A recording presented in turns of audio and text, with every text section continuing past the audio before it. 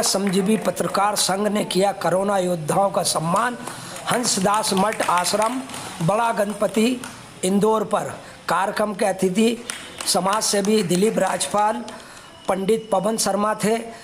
अध्यक्षता आर्यव्रत श्रमजीवी पत्रकार संघ के राष्ट्रीय अध्यक्ष कमलेश श्रीवंश ने की।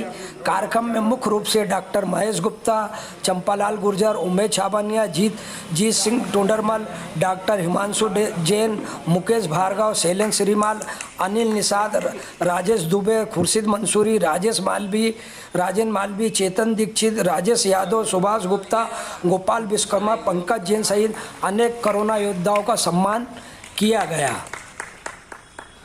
अशोक कुमावत, बाबूलाल कुमावत का भी सम्मान किया।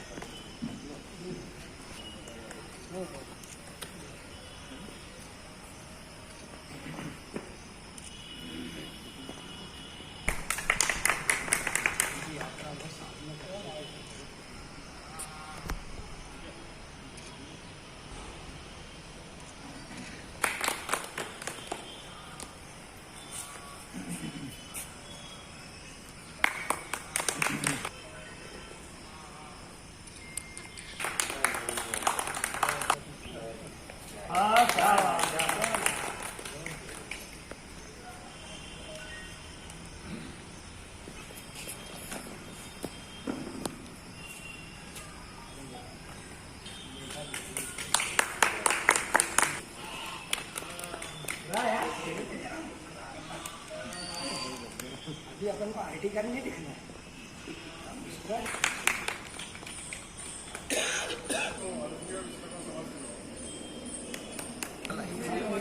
क्या कार्यक्रम में आए, साथ ही हमने निवेदन करूँगा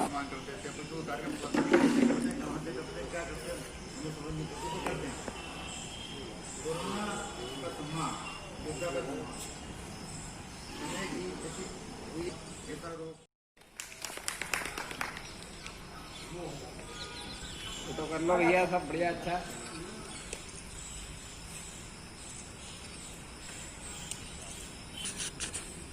तालियां।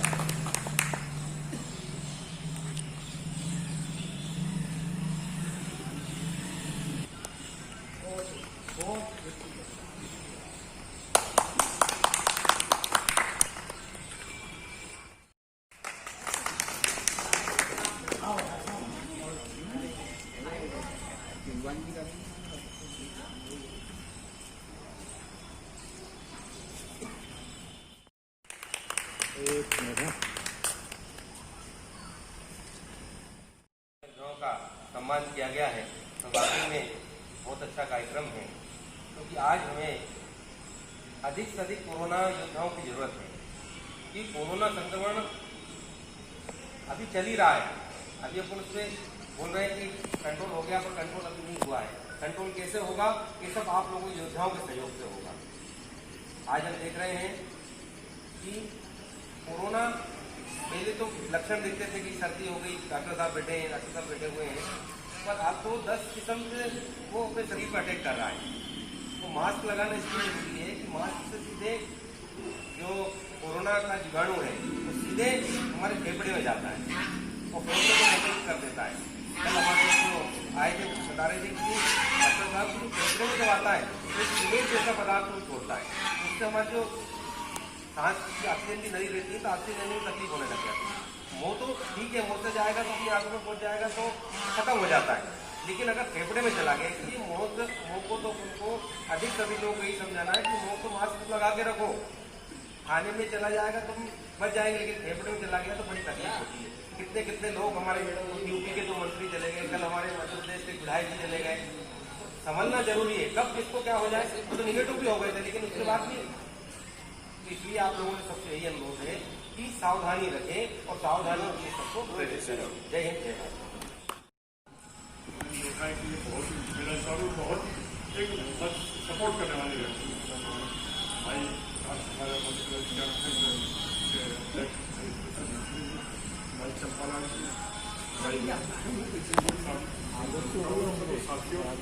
साथियों कोरोना एक वो बीमारी आई है इस देश में दुनिया में कि जिसमें कि कई लोग ज़्यादा मेरे साथी ही भावी राजा एडवोकेट उनकी डेथ हुई आज जो प्रकाश तिवारी जो मकर सही ऐसे कई लोग राजपाल करोड़े था ऐसे कई साथी मेरे गए हैं लेकिन ये कोरोना में सही मायने लगा कि 2020 हमने अपने आप को बचा लिया अपने परिवार को बचा लिया तो यही सबसे बड़ी चीज़ है क्योंकि इसमें बचाना बहुत अपने परिवार को अपने को बहुत ही जरूरी। सरकार ने अब पीछा छोड़ दिया, सरकार ने लॉकडाउन खोल खत्म कर दिया। उनका कहना है कि अब हमने जितना समझाना तो समझा दिया, आप जानो आपका काम जाना। अब अपने को खुद को समझना है, अपने खुद को समझना है। इसलिए जो भी हमारी गाइडलाइन है हम कोई जरिए से बात करें, हम अपने पूरा मास्क का उपयोग करें, ये सब चीज़ें हमें करना, ये अपने लिए करना, तो सरकार के लिए या किसी दूसरे के लिए नहीं करना। ये सब चीज़ें अपने को अपने लिए अपने परिवार के लिए करना है। क्योंकि अगर एक भी आज की पोजीशन ये है कोरोना की कि किसी की डेथ हो जाए तो परिवार का आदमी नहीं जा सकता। मतलब वो लाश लावारिस टाइप रहती है और उस लाश को ले जाके तो वहाँ कपड़ा देते हैं, जाके उसको जला देते, जो भी मत किसी को पता ही नहीं। परिवार और ऐसे कई मेरे मित्र हैं जिनके परिवार के मेंबर गए, जितेंद्र करके था उसके पिताजी की डेथ हुई तो उसको जाने ही दिया, बोले तुम क्वारंटीन हो, तुम घर ही रहो। तो इस तरह के मामले जो अपने सामने आ रहे हैं, इन सब चीज़ों को देखना है कि हमें हमारे परिवार को बचाना है। अगर 2020 में हम बच गया, हमारे परिवार को बचा लिया तो ये सबसे बड़ी उपलब्धि, सबसे बड़ा काम है। इसके साथ ही कमलेश सिवाल जी के लिए तो बोलना बहुत बेकार बात है कि उनका काम इतना ज़्यादा हो गया है कि अब इनके लिए मैं क्या बोलूँ, मैं आपको बता नहीं सकता हूँ। जब भी कोई मामला आता है, जो मामला आता है उसमें आगे रहते हैं, ना आगे दूसरे को जाने नहीं देते। हर काम में पत्रकारों की समस्या सबसे आगे आपको कमलेश जी मिलेंगे, वो लड़ेंगे, संघर्ष करेंगे और उनकी मदद करेंगे। इसी तरह से कोरोना का आया संकट तो सबका कोई करे या नहीं करे, इन्होंने 101 का ठान लिया कि मुझे तो करना और 101 से बढ़ते भी जाएंगे। 30-40 का कर चुके हैं। आज इतने पानी आने के बाद 3 बजे जब मैं चैम्बर से उठा 1 से 3 तक मैं बैठता हूँ तो मैंने उसका फोन लगाया, मेरा कमलेश भाई, उन्होंने नहीं, मैंने तय किया होगा 10 आदमी। तो ऐसे जुझारू व्यक्ति, ऐसे जुझारू जो संख्या को नहीं देखता, जो भीड़ को नहीं देखता, जो ये नहीं देखता कि क्या है क्या नहीं, कोई आएगा नहीं आएगा, मैंने तय कर दिया मतलब करना ना करना, चाहे कोई आए या नहीं आए, 4 आदमी को करें। तो ऐसे दमदार व्यक्ति आपके साथ हैं और मैं तो कहता हूँ कि इनको जितना आगे बढ़ा सको आप, तो ऐसे मजबूत आदमी आगे बढ़ेंगे तो ही अपन लोग आगे बढ़ पाएंगे, अपन कुछ कर पाएंगे।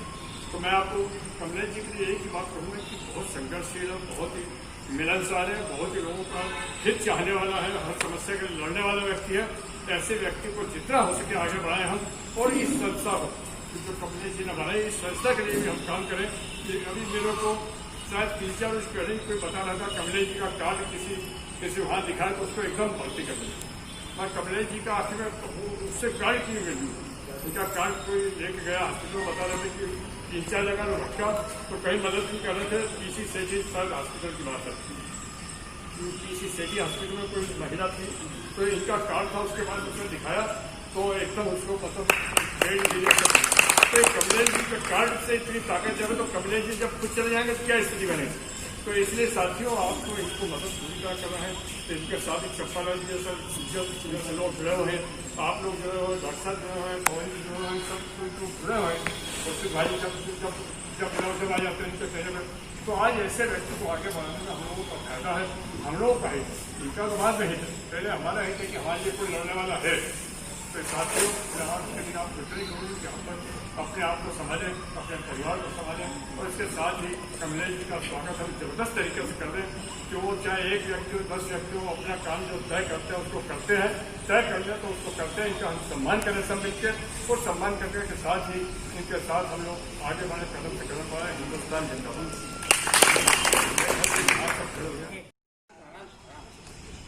चेतन भैया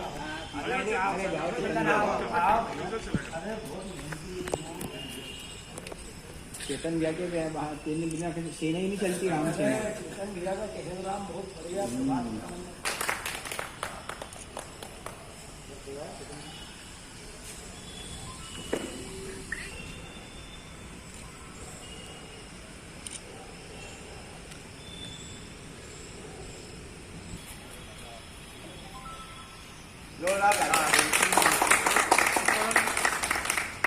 तो एक नीचे से डालो, नीचे से डालो।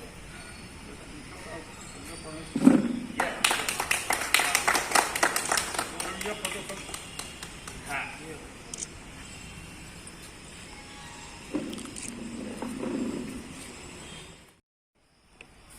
कि हमने यह अभियान 3 जुलाई को चालू किया था।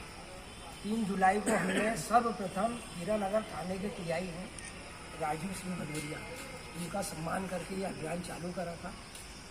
चूँकि अभी लॉकडाउन भी चल रहा है, कोरोना का दौर भी चल रहा है, प्रशासन से भी हमारी चर्चा हुई। उन्होंने ये बोला कि जो भी कार्यक्रम हो वहाँ पर ज़्यादा भीड़ इकट्ठी नहीं होना चाहिए। उस हिसाब से हम रोज़ 2-2, 4-4, 5-5 का ये सम्मान कर रहे हैं। चूँकि हमने शुरुआत में 101 का सम्मान करने, फिर हमने इसको 121 जो कोरोना योद्धा उसमें मीडिया कर्मी आ गए, स्वास्थ्य कर्मी आ गए, पुलिस कर्मी आ गए, बिजली कर्मी, सब जो इसमें अपना योगदान दिया है उन सभी का हम सम्मान कर रहे हैं। और ये आर्यव्रत श्रमजीवी पत्रकार संघ ने यह अभियान इंदौर ही नहीं, इंदौर, भोपाल और दिल्ली में भी इस प्रकार के हम ये आयोजन पूरे 121 लोगों का हम सम्मान पूरे राष्ट्र में करेंगे इस प्रकार के।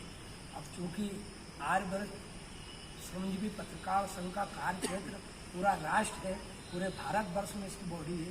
दिल्ली में भी हम कार्यक्रम करते हुए आ रहे हैं, भोपाल में भी करते हैं, चारों राजस्थान में भी हमारे निरंतर कार्यक्रम चलते रहते हैं। और यहाँ जो आयोजन होते हैं सब जो पत्रकार साथी हैं उनके सहयोग से, मार्गदर्शन से, हमारे दिलीप भाई हैं, डॉक्टर महेश गुप्ता जी हैं, पंडित पवन शर्मा जी हैं, मंसूरी जी हैं, हमारे बाबू लाल जी हैं, अशोक भाई हैं, चंपा लाल जी हैं, हमारे उमेश जी हैं, सुभाष गुप्ता, हमारे जितने भी चेतन दीक्षित हैं, हमारे जितने भी साथी हैं, इनके सहयोग से, इनके मार्गदर्शन से ये हमारे आयोजन चलते ही रहते हैं निरंतर। और ये जब सक्सेस होते हैं कि जब सब भाइयों का सहयोग, मार्गदर्शन और आशीर्वाद रहता है। अब आपको बताते हुए बड़ी प्रसन्नता हो रही है कि पंडित पवन जी से, शर्मा जी से, गुरु जी से हमने एक छोटा सा आग्रह करा, उनने तत्काल हमारे आग्रह को स्वीकार करके हंसदास मठ में यह कार्यक्रम करने की हमें अनुमति प्रदान करी। यह हमारे लिए बड़े सौभाग्य की बात है, बड़े प्रसन्नता की बात है। इसलिए प्रसन्नता की बात है कि ये अति प्राचीनतम स्थल है, बहुत प्राचीनतम स्थल है। ये हमारे लिए सौभाग्य की बात है कि आर्यव्रत श्रमजीवी पत्रकार संघ को यहाँ पर कार्यक्रम करने का हमें मौका प्रदान किया है। हम पंडित जी का भी हृदय से आभार व्यक्त करते हैं, दिलीप जी का भी, गुप्ता जी का भी, अन्य सभी साथियों का।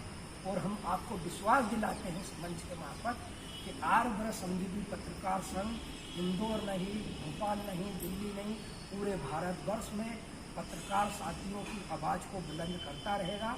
हम तत्पश्चात अब भोपाल और दिल्ली में भी एक कार्यक्रम हमारा है प्रस्तावित, और हमारी यात्रा फिर से इंदौर से दिल्ली जाएगी।